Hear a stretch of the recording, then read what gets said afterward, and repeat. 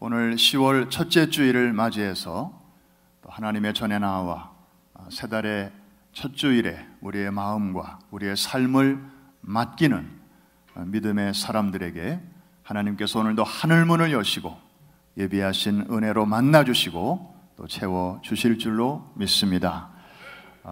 지금 이쪽에 영아부 방이 있고 거기에 우리 부모님들이 어린 자녀들과 함께 그 모니터를 통해서 예배를 드리고 있습니다. 또 아래층에서는 우리 교회 학교 자녀들이 우리 교사님들과 함께 또 전도사님들, 목사님들과 함께 또 예배를 드리고 있습니다.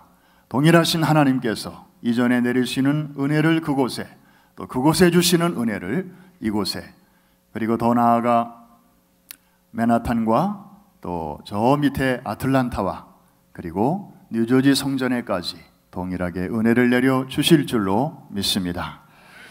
한국의 한 병원에서 있었던 일입니다.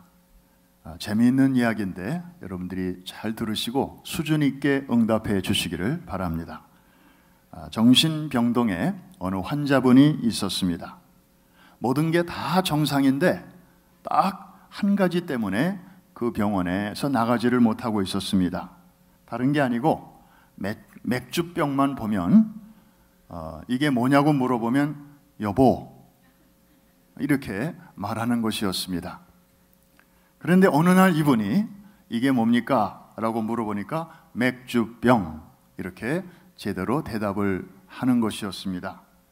그래서 이제 이만하면 됐다 해서 퇴원 수속을 가족들이 와서 밟고 있었습니다. 그런데 이분이 가만히 보니까 옆에 쓰레기통이 있고 거기에 소주병이 하나가 이렇게 있었는데 누가 묻지도 않았는데 그걸 이렇게 보면서 처제 웬일이야? 그래서 퇴원이 취소되고 다시 병원에 이렇게 입원하게 되었다는 그런 이야기. 누가 뭐 만든 이야기였겠습니다마는 우리 신앙생활에 이런 면이 있지 않나 생각을 해봅니다. 우리는 계속해서 말씀을 배웁니다. 이것은 맥주병입니다. 저것은 소주병입니다. 어떤 때는 잘 배워서 그거를 분별할 줄 압니다. 그래서 다 된 줄로 알았는데 또 얼마 후에 보면 그렇게 이 부분은 잘 된 줄로 알아서 퇴원 수속을 지금 밟고 있다 보니까 엉뚱한 부분에서 또 뻥 우리의 약점과 그리고 허술한 점이 터지게 된다는 것이죠. 목사도 직분자들도 정신 차리지 않으면 이런 실수와 또 허점을 드러내게 됩니다. 그럼 어떻게 해야 됩니까? 우리는 영 희망이 없는 사람들인가요? 아니죠. 계속해서 또 배우고 또 훈련해야 될 줄로 믿습니다. 우리가 구원은 은혜로 받는 것입니다. 마치 출애굽할 때 백성들이 한 일이 별로 없습니다. 하나님께서 사람의 힘으로는 할 수 없는 그것을 애굽의 빗장을 여시고 정말 400년 동안 종노릇하던 그 압제에서 저들을 건져내신 것은 하나님만이 하실 수 있는 일입니다. 아멘? 그건 사람이 할 수 있는 게 아니에요. 그런데 이제 출애굽해서 광야로 나온 그 백성들은 그 순간 가나안 땅으로 들어간 게 아니고 광야라고 하는 하나님의 학교에서 오랜 세월을 이제 훈련을 받게 되었던 것처럼 우리에게도 이런 훈련의 기간이 필요합니다. 이 훈련 기간에 여러 가지 일들이 일어나게 되죠. 오늘 본문은 바로 그 훈련 기간 중에 있었던 아브라함의 생애에서의 또 한 토막을 우리에게 소개하고 있습니다. 한마디로 말해서 계속해서 넘어지고 실수하는 한 인생의 모습입니다. 바로 앞장이 되는 창세기 20장의 내용을 보면 아브라함이 소돔과 고모라가 멸망한 직후에 남방 히브리 말로 네게브라고 하는 곳으로 이주를 합니다. 그리고 그 지역에 그랄이라고 하는 곳에 정착을 하게 됩니다. 그런데 거기서 아주 불행한 일을 또 하나 만나게 되죠. 과거에 저질렀던 비슷한 실수를 또 한 번 저지르게 됩니다. 아내를 누이라고 속이고, 그리고 자기 아내를 그 지역에 다스리는 그 통치자에게 넘겨준 것입니다. 왜 그랬을까요? 사실 이런 일은 처음이 아니죠. 창세기 12장에 보면 아브라함이 애굽으로 내려갔을 때에 그런 일이 한 번 있었습니다. 그때 아주 혹군역이 났죠. 내가 다시는 이런 일을 하지 아니하리라. 아내에게도 미안하고 하나님께도 죄송하고 아마 이를 악물고 그렇게 다짐을 했을 것입니다. 그런데 그로부터 시간이 어느 정도 흐른 후에 아브라함이 또 지난날의 역사를 까먹었는지 이제 무대와 장소와 환경은 달라졌는데 아브라함의 사고방식은 옛날 그대로 또 나타나는 것이었습니다. 왜 그랬을까요? 자기가 살기 위해서.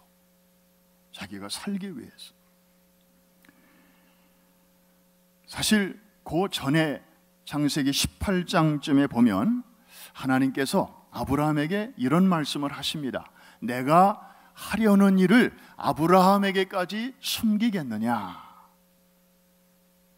이건 대단히 하나님을 아주 친근하게 여기시는, 특별하게 여기시는 하나님의 마음이죠.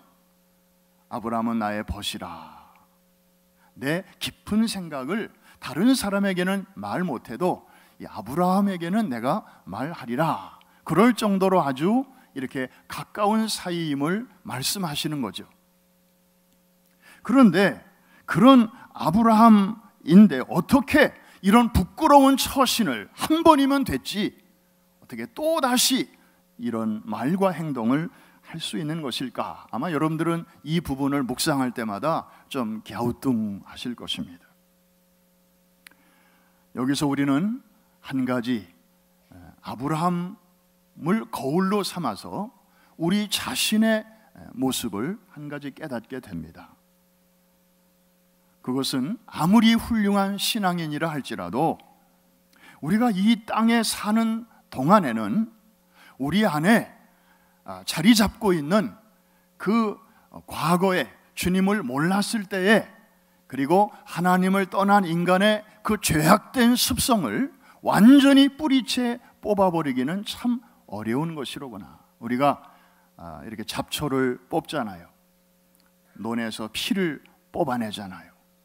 밭에서 우리가 심지 않은 다른 것들을 이렇게 뽑아주잖아요. 그러면 그 한 번 뽑아내면 다 된 줄로 아는데 이상하게 또 시간이 지나면 그 자리에서 또 뭐가 올라와요. 그래서 계속해서 농부들이 또 그런 수고를 하는 거 아닙니까? 우리는 날 때부터 죄가 나쁜 줄 알면서도 자기도 모르게 자꾸만 그쪽으로 기울어지는 일종의 영적인 관성이 우리 안에 흐르고 있음을 늘 느끼고 있습니다. 그래서 예수 믿고 죄사함 받고 구원 받았으니 이제는 다 됐다. 나는 이제 그 문제에서는 해방됐다. I'm done. 이렇게 할렐루야 하고 외치는 순간, 그 문제로부터 돌아서는 순간 어느 틈에 쓰러진 줄 알았던 그 문제가 다시 내게 다가와서 뒤통수를 때리는 경우가 얼마나 많은지 모릅니다.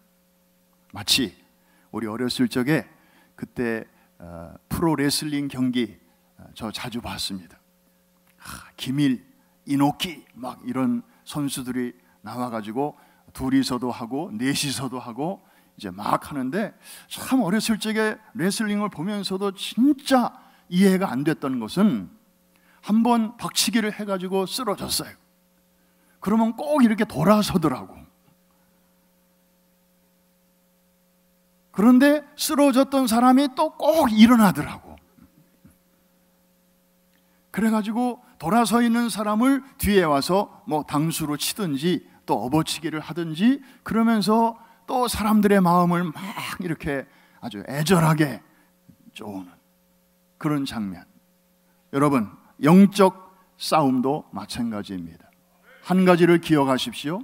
쓰러진 줄로 알았던 그 상대편이 아직도 링 위에 있다는 사실을. 그래서 이긴 줄로 알고 영적 무장을 해제하고 방심하다가 넘어지는 경우가 참 많은 것을 우리는 오늘 본문 이 아브라함의 사건을 통해서 또 알게 됩니다. 한번 따라해 주시기 바랍니다. 별 수 없는 인간이로구나. 우리 모두가 그렇다는 얘기입니다. 자, 오늘 스토리가 이것으로 끝난다면 좀 맥이 쭉 빠지고, 우리가 그러면은 아무리 열심히 신앙생활을 하려고 노력하는 것이 과연 무슨 의미가 있겠는가? 좀 이렇게 뭔가 탁 벽에 막히는 그런 느낌일 것입니다. 그런데 여러분 안심하십시오. 여기 좋은 소식이 있습니다. 좋은 소식은 바로 하나님이십니다. 인간이 이렇게 실수하고 넘어질 때 하나님은 어떻게 하시는가입니다. 그날 밤, 아브라함이 실수한 그날 밤, 자기 사랑하는 아내를 남의 남자의 품에 넘겨주는 그날 밤, 하나님께서는 어떻게 하셨습니까? 그 그랄 왕 아비멜렉의 꿈속에 현몽하셨습니다. 사라의 몸에 절대 손을 대지 못하게 막으셨습니다. 하마터면 큰일 날 뻔했습니다. 한 가정이 깨질 뻔했죠. 그러나 그것으로 끝나는 게 아니죠. 만일에 그날 밤에 사라의 몸에 손이라도 댔다면 더 큰 문제는 무엇입니까? 하나님께서 아브라함 부부에게 약속하신 그 사라의 몸을 통해서 약속의 아들 주리라 하는 그 약속도 희미해질 뿐만 아니라 더 나아가서는 그 씨를 통하여 장차 이 땅에 오실 메시아 예수 그리스도가 오시는 그 길이 이제 진흙탕이 되어버릴 것이기 때문에, 그래서 하나님께서는 인간의 실수에도 불구하고 당신의 입으로 하신 그 언약을 신실하게 지키시기 위해서 그날 밤에 간섭하시고 개입하시고 막아주신 것입니다. 할렐루야. 하나님은 이런 분이셔요. 오늘 이 하나님을 만나게 되시기를 주의 이름으로 축원합니다. 하나님은 아브라함의 거듭되는 실책에도 그에게 세운 약속을 파기하지 아니하시고 때가 참에 그 약속을 이루어 주십니다. 오늘 본문 1절을 한 번 더 같이 보실까요? 읽으시면서 반복되는 귀절이 무엇인지 한번 같이 찾아보시기를 바랍니다. 1절 말씀 다 같이 시작. 여호와께서 말씀하신 대로 사라를 돌보셨고 여호와께서 말씀하신 대로 사라에게 행하셨으므로. 자, 하나님이 놀라운 일을 행하셨는데 그냥 즉흥적으로 생각나는 대로 충동적으로 그렇게 하셨나요? 아니면 뭐대로 하셨나요? 말씀하신 대로 하셨습니다. 2절 말씀까지 한번 보실까요? 그러면 그 약속을 언제 지키셨나요? 시작. 사라가 임신하고 하나님이 말씀하신 시기가 되어 노년의 아브라함에게 아들을 낳으니. 거기 때와 시기가 나오죠. 어떤 시기? 하나님이 말씀하신 시기가 되었다. 하나님의 때가 이르게 되매 사라가 이삭을 낳았다는 것입니다. 인간적으로 계산해 보니까 약속을 처음에 주신 날로부터 저렇게 이루어지기까지 25년이 걸렸습니다. 창세기 12장에서 최초로 약속하셨고, 그리고 오늘 21장에서 이루어졌으니까 아브라함이 75세 때 약속하셨고 아브라함이 100세 때 이제 이 약속의 아들을 낳게 되었으니까 25년 만에 이루어진 것입니다. 하나님의 능력으로 봐서 너무 오래 걸린 감이 없지는 않으나 분명한 사실은 하나님께서 그 입으로 말씀하신 대로 그대로 이루어졌다는 사실입니다. 여러분, 오늘 이 하나님의 손을 꼭 붙들게 되시기를 주의 이름으로 다시 한번 축복합니다. 하나님은 우리처럼 깜빡깜빡 하시는 분이 아니십니다. 우리는 어제 한 약속도 하룻밤 지나면 이렇게 막 번복이 돼가지고 챙기지 못할 때가 많아요. 몇 시까지 어디에 가겠다고 약속을 해놓고서는 분명히 적어놨는데 나중에는 어디다 적어놨는지를 몰라요. 그래서 그쪽에서 전화가 온 다음에야 그제서야 참 그렇지. 그러나 하나님은 항상 그 표현이 말씀하시고 그리고 말씀하신 시기가 되어 하나님이 일하시는 것을 보게 됩니다. 때때로 우리가 하나님의 약속을 우리에게 하셨으니 이제 믿고 기다리자 하고 간절한 마음으로 오늘일까 내일일까 기다리지만 우리의 소원대로 그 일이 그 시간에 이루어지지 않아서 마음 졸일 때가 참 많습니다. 우리의 딜레마는 어디에 있습니까? 하나님이 살아계신 건 알겠는데, 하나님이 역사 속에 개입하시는 것은 알겠는데, 그 많은 증거들이 있기 때문에, 그런데 왜 이번 일은 왜 이렇게 더디신 것일까? 하나님의 시간과 우리의 시간이 같이 가면 얼마나 좋겠습니까마는 때때로 이게 어긋날 때 우리의 마음은 착잡하기 짝이 없습니다. 그냥 우리가 원하는 대로 기도하는 대로 좀 빨리빨리 이렇게 속히 들어주시면 얼마나 좋을까요? 그런데 하나님은 우리에게 축복을 주시기를 꺼려 하셔서 늑장을 부리시는 게 결코 아닌 것을 믿으시기를 바랍니다. 하나님은 늘 우리에게 복을 주시기를 원하셔요. 그런데 하나님이 기다리시는 것은 왜 그렇습니까? 하나님이 주시는 축복을 우리가 받을 만한 그릇이 준비될 때까지 기다리시는 것입니다.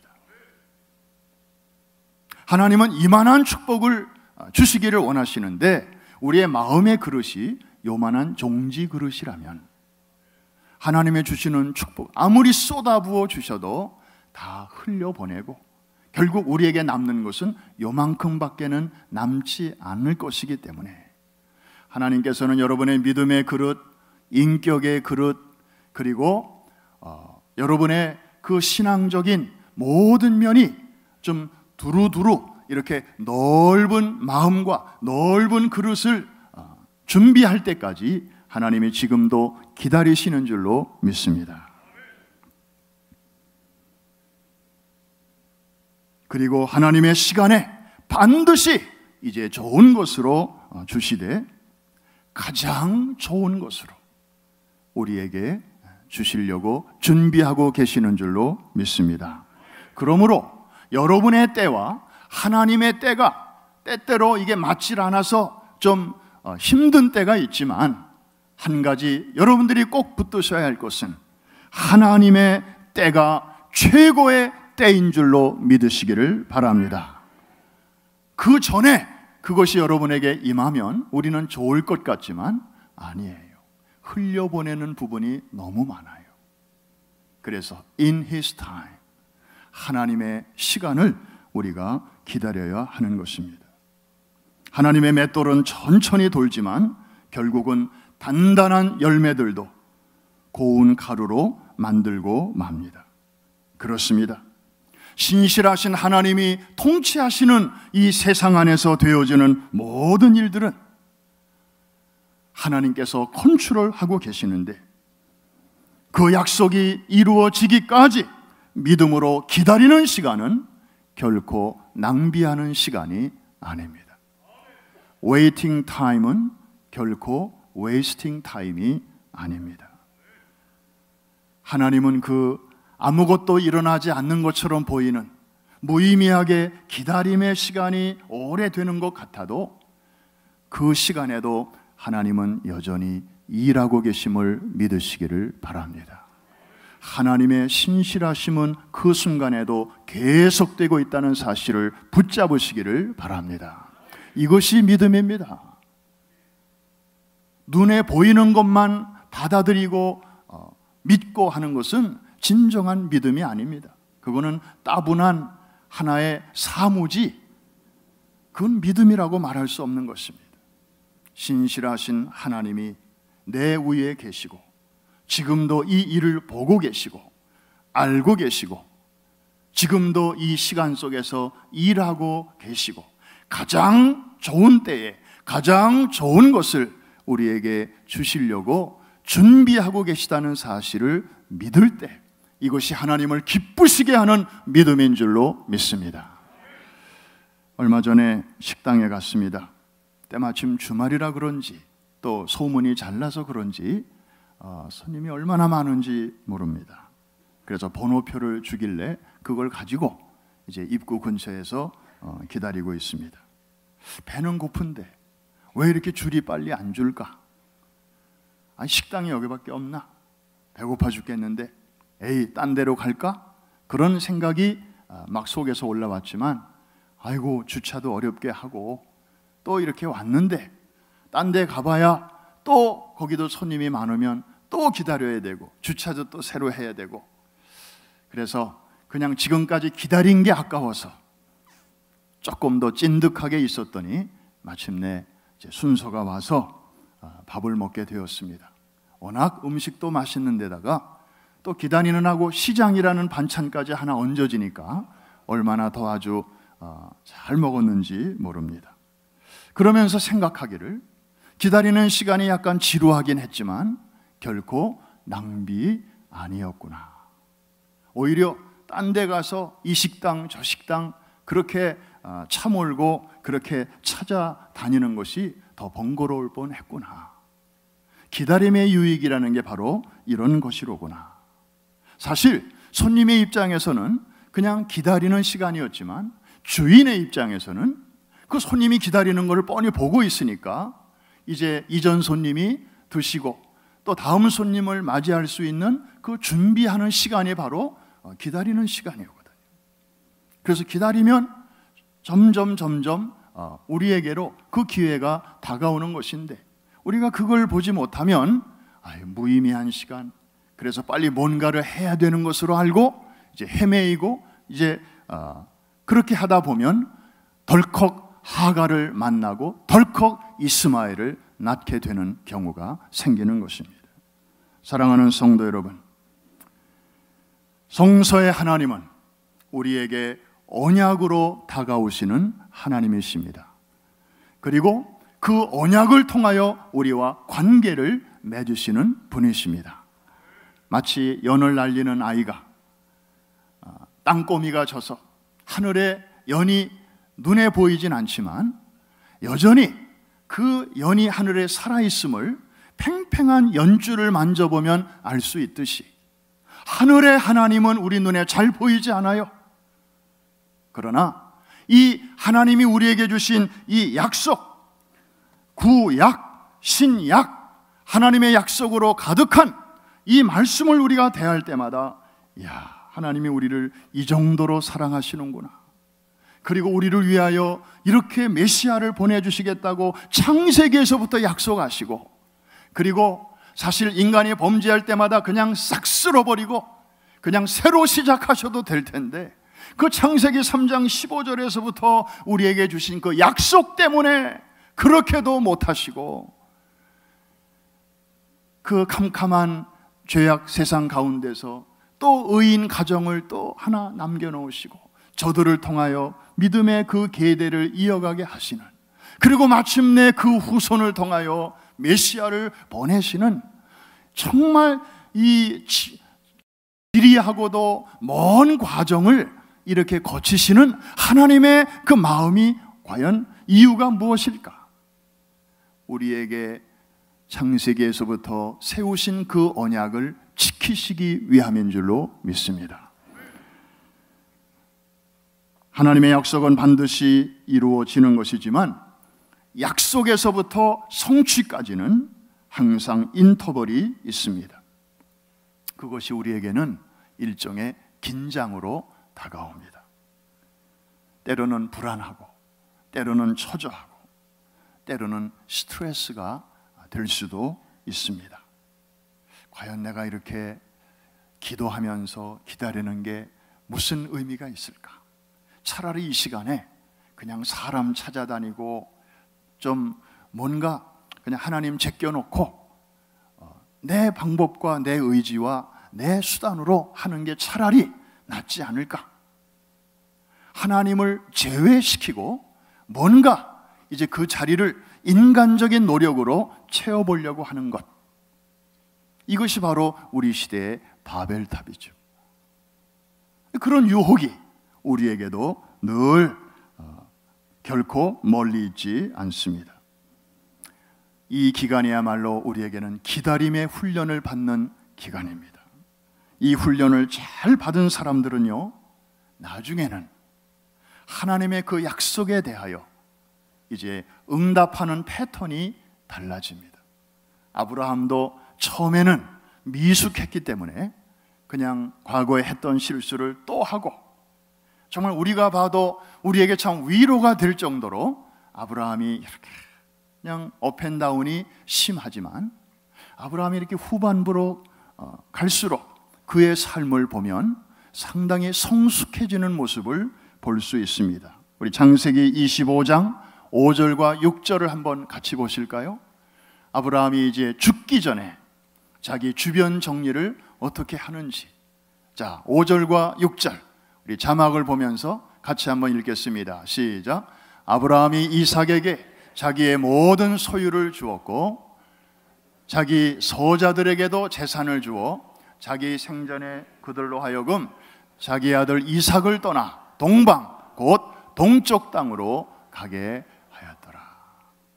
7절로 넘어가 보면 아브라함이 몇 살이 되어 죽었더라, 그런 내용이 바로 나오는데, 자기가 죽을 날이 임박한 것을 알고 이제 자기의 주변을 정리하되, 특별히 아브라함의 자식이 우리는 이스라엘과 이삭과 이스마엘 둘만 하도 얘기 들으니까 2명 정도만 있는 줄로 아는데 사실은 꽤 여럿이 있었습니다. 믿음의 조상 아브라함은 몇 명의 아들이 있었는데요? 7명? 9명? 한번 찾아보세요. 집에 가서. 꽤 많이 있었어요. 그런데 그 중에 하나님의 구속사의 흐름에서 볼 때 이삭의 흐름이 있고 이스마엘의 흐름이 있어서 그냥 대표적인 2 아들만 언급됐을 뿐이지 여럿이 있었어요. 그런데 아브라함은 자신의 눈을 감기 전에 그 하나님의 역사를 생각하면서 하나님이 주신 그 약속의 아들 이삭만을 남겨놓고, 이스마엘은 이미 오래전에 정리했고 나머지 다른 첩들을 통하여 얻은 자식들에게 저들이 평생 살 만큼의 재산을 다 떼어주면서 저들을 멀리 이렇게 떼어보내는 그런 감동적인 장면을 우리가 여기서 볼 수 있습니다.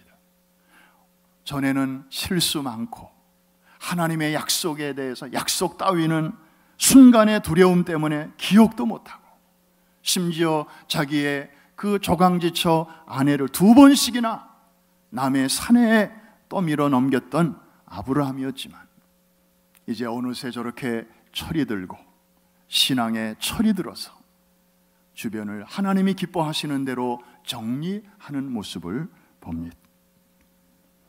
약속에 이제 점점 신실한 그런 모습을 보게 됩니다.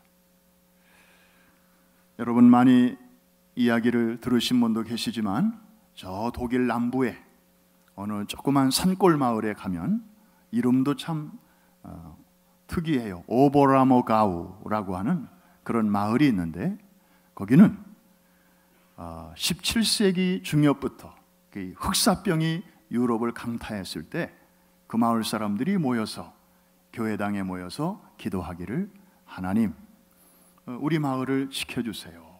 흑사병이 우리 마을에 들어오지 못하도록 좀 보호해 주세요. 그러면 만일에 그렇게 해주시면 그것이 하나님의 아들 예수 그리스도의 그 대속적인 십자가의 고난의 그 결과인 것을 우리가 알고, 그 십자가의 순환의 은혜를 우리가 드라마로 만들어서 주변 사람들에게 알리겠습니다. 그렇게 이제 서원의 기도를 드렸는데 놀랍게도 그 마을만 흑사병이 비껴 갔다는 것입니다. 그래서 마을 사람들이 이제 그 공동묘지 위에다가 임시 무대를 만들고 부활절을 기해서 첫 공연을 시작했죠. 마을 사람 전체가 동원이 됐습니다.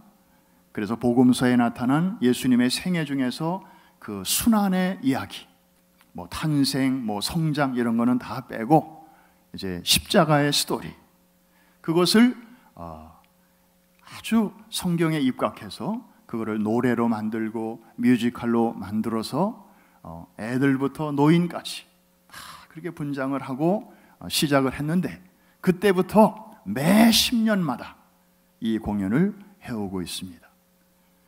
얼추 400년 동안 이 전통을 흐리지 않고, 사실 그동안에 세대가 바뀌면서 그 젊은 세대들이 자기 조상들이 했던 그 언약에 대해서 이제 우리는 이제 그런 거 우리 싫어요, 우리 하기 싫어요, 그거는 뭐 우리 부모님들 할아버지 할머니들이 뭐 약속했던 건데 우리와 무슨 상관이 있어요, 우리는 우리식의 문화가 있는데요, 그러면서 따르게 할 수도 있었지만, 그 마을 사람들은 400년 전부터 지금까지 매 10년 동안, 그래서 2010년도에 공연을 했고 이제 다가오는 2020년도에 공연을 준비하고 있습니다. 참 그 이야기만 들어도 하나님께 드렸던 그 약속, 그 서원, 이제 흑사병도 지나고 위기도 다 지나갔지만 그 약속을 잊지 않고 하나님 앞에서 신실하게 generation to generation 그 지켜가는 모습 자체가 보는 이들에게 감동을 주고 있습니다. 중국 보그마의 기수로 알려져 있는 한 목사님의 이야기를 여러분들에게 잠깐 소개하고 오늘 말씀을 마치려고 합니다. 미국 필라델피아 출생 존 와나메이커는 서점 첨언으로 시작해서 자수성가한 신앙인입니다. 미국의 최신부 장관도 지냈으며 교육사업, 위생사업, 사회사업에도 투자했고 주일학교를 설립했으며 YMCA를 창설했습니다. 그는 선한 일을 하고자 하는 욕망은 그리스도의 마음을 알았기 때문이며 헌금과 구제 봉사를 하는 것은 크리스천의 절대 의무라고 했습니다. 그가 중국에 시찰 갔을 때 어느 시골 길을 걷다가 밭을 가는 농부를 보았습니다. 그런데 쟁기를 보니까 왼편에는 소가, 오른편에는 청년이 끄는 것이었습니다. 이 이상한 광경을 본 와나메이커 씨는 농부에게 물었습니다. 여보시오, 왜 사람이 소와 함께 밭을 갈게 합니까? 그 청년이 어디 견디겠어? 그러자 농부가 대답했습니다. 저 청년은 내 아들입니다. 내 아들은 예수를 잘 믿는 주일학교 교사인데 작년에 저기 보이는 예배당을 건축할 때 소 한 마리를 팔아 예배당에 건축 헌금을 하고 자신이 소를 대신해 밭을 갈기로 약속을 했습니다. 마치 십자가를 지고 골고다를 향해 걸어가시던 주님처럼 그는 소와 함께 멍에를 메고 약속을 지키고 있었던 것입니다. 이 말을 들은 와나메이커는 크게 감동을 받고 그 청년을 미국으로 데리고 가 신학 공부를 시켰는데 그가 바로 중국 보그마의 기수 성문삼 목사입니다. 참 아름다운 이야기가 아닐 수가 없습니다. 여러분 혹시 이 복음 성가를 아십니까? 주님의 시간에 주의 뜻 이루어지리 기다려. 주의 뜻 이루어질 때 우리들의 모든 것 아름답게 변하리 기다려. 하나님의 약속은 성취되기까지 우리에게 기다림을 요구합니다. 그 기간 동안에 우리의 말, 우리의 태도, 우리의 행동이 여러분의 믿음의 현 수준입니다.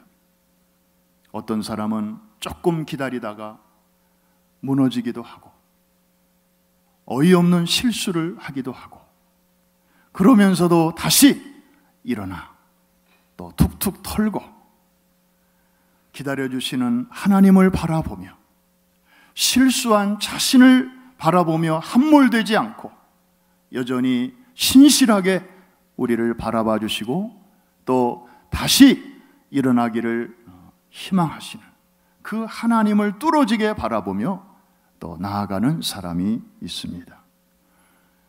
기다릴 때 하나님은 사라에게 웃음을 주셨습니다. 사라가 고백하기를 하나님이 나로 웃게 하시니. 여러분, 기다림의 종점은 바로 하나님이 주시는 기쁨인 줄로 믿습니다. 하나님이 웃게 하시는 웃음의 주인공들이 되시기를 주의 이름으로 축원합니다. 사라도 그 전에 웃었던 때가 있었습니다. 그러나 그때 그 웃음은 믿음의 웃음이 아니었습니다. 어떻게 나 같은 할머니가 애를 낳아? 반신반의하는 그러한 불신앙적인 웃음을 천막 뒤에서 사라가 웃었던 적이 있었죠. 그런데 그때도 하나님은 취소하지 아니하시고 사라 대신 다른 여자에게 그 약속을 옮기지 아니하시고 하나님은 기다려 주셨습니다. 그리고 마침내 in his time, 하나님의 시간이 되었을 때 다른 사람을 통해서가 아니라 바로 과 사라의 몸을 통하여 하나님의 애초에 작정하셨던 그 계획 속에서 우리를 헌신짝처럼 한 번 실수했다고 버리지 아니하시고 마침내 우리 안에 시작하신 그 일을 아름답게 이루어 주셨던 것입니다. 기다림의 사람들 되시기를 주의 이름으로 축원합니다. 하나님이 주시는 웃음의 주인공들이 되시기를 주의 이름으로 축복합니다. 우리 찬양 같이 한번 불러보겠습니다.